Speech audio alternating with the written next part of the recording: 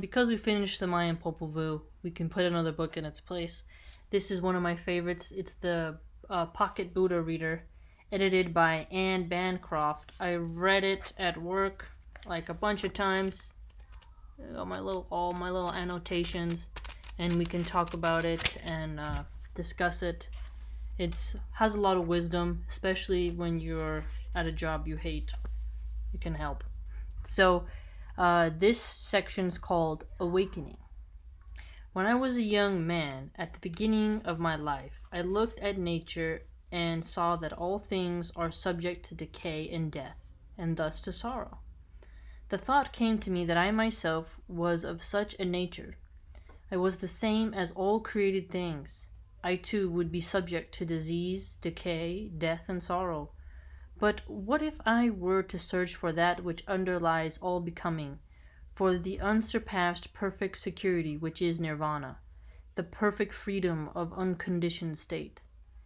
So, in the first flush of my independence, I went against my father's wishes. I shaved off my thick black hair, put on a saffron robe, and left my father's house for a homeless life. I wandered a long time, searching for what is good, searching after an unsurpassed state of peace. At last I came to a pleasant forest grove next to a river of pure water, and sat down beneath a big tree, sure that this was the right place for realization. All the conditions of the world came into my mind, one after another, and as they came, they were penetrated and put down. So he's talking about meditation right there. It's hard to do, but can be done, right? In this way, finally, a knowledge and insight arose, and I knew that this was the changeless, the unconditioned. This was freedom. The reality that came to me is profound and hard to see or understand because it is beyond the sphere of thinking. It is sublime and unequaled, but subtle, and only to be founded by the dedicated. Most people fail to see this reality, for they are attached to what they cling to pleasures and delights. Since all the world is so attached to material things, it's very difficult for people to grasp how everything originates in conditions and causes. So when he says how everything originates in conditions and causes, I think about people. They came to be who they were because they were conditioned that way, and something caused them within that condition to be who they were, positive or negative.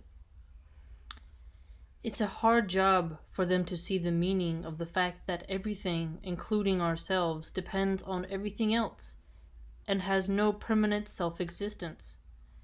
If only we thought about that everything depends on everything else. We depend upon the honeybee depends on us not using pesticides, but we put corporate profits over everything else, even us. If I were to try to teach this truth, this reality, nobody would understand me. I thought my labor and my trouble would be for nothing.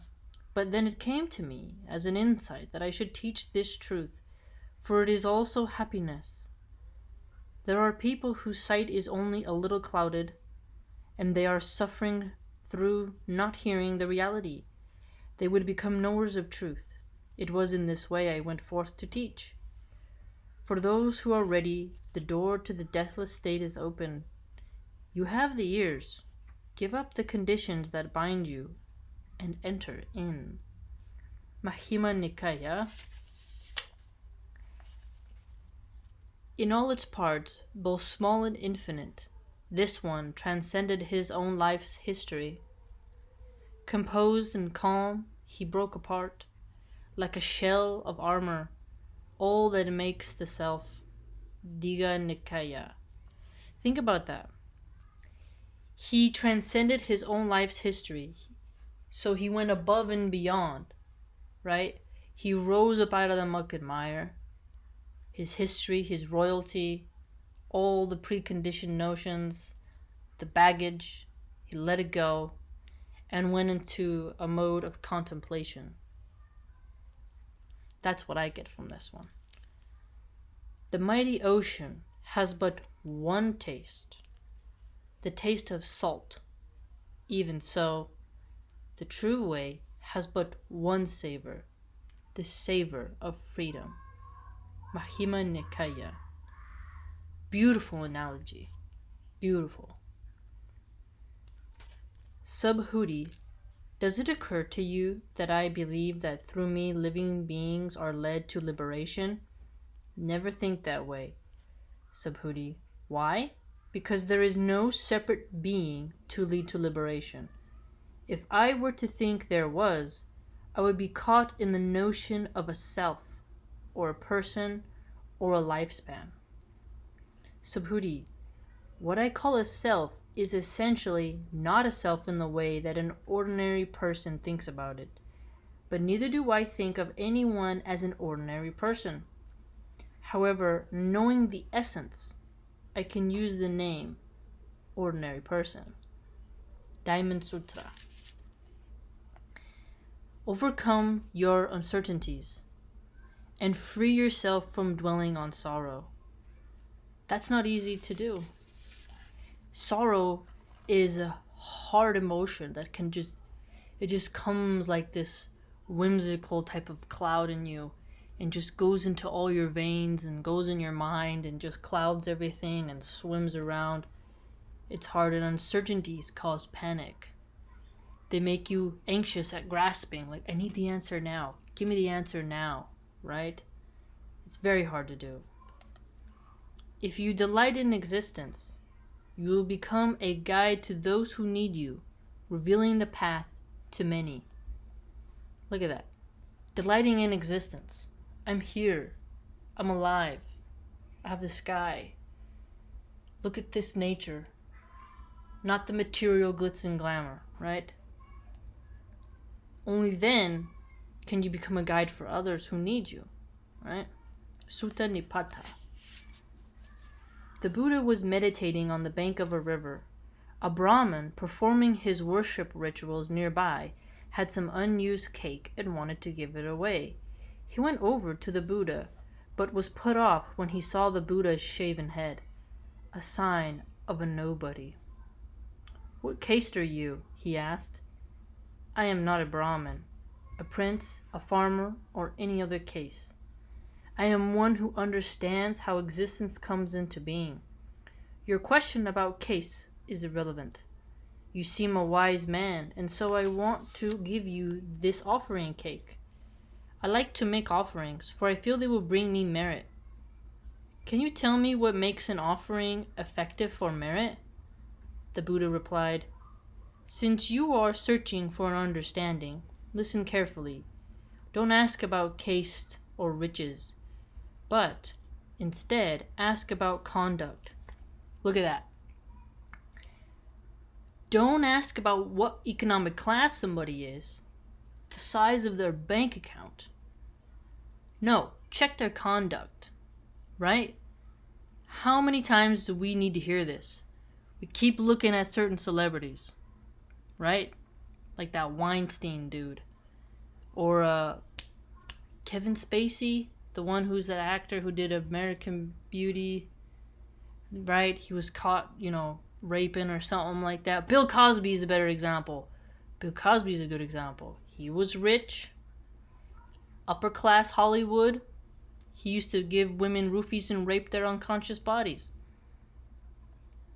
Think about that. That's a good example. Look at the flames of a fire. Where do they come from? From a piece of wood. And it does not matter what wood. In the same way, a wise person can come from wood of any sort. It is through firmness and restraint and a sense of truth that one becomes noble, not through caste. I will tell you who is worth offerings. It is the one who doesn't cling to life and who has seen where birth and death end.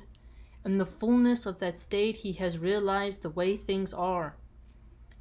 His mind no longer seeks resting places. He sees the end of habit chains. Habit chains. No, more does he think of himself in terms of self. And so there is nothing in him that can lead to bewilderment. See, the self if you are egotistical, always focusing on yourself, becoming narcissistic, you become more bewildered about your own value. He has a beautiful point. He perceives all phenomena with clarity. That is the one who is worth of offerings. That is where offerings are due. Overwhelmed, the Brahmin held out his cake. I have now met a being who understands everything completely. Therefore my offering will be true. I ask you to accept my cake. But the Buddha replied, Now, Brahmin, I do not accept gifts for telling the truth. This is not the way with people of clear knowledge. Go and find a great saint who is perfect and is able to calm all anxieties. That will be the right place for a man like yourself, who is looking for merit. That is how a gift will be effective. The Brahmin put away his cake. You are worthy of a gift, for you have given one to me. It is unsurpassable and of immense fruitfulness. He then went on his way to find a perfect saint. Sutta Nipata. Isn't that wonderful? Very cool. Very cool, man. Alright, family, we'll cut it off there.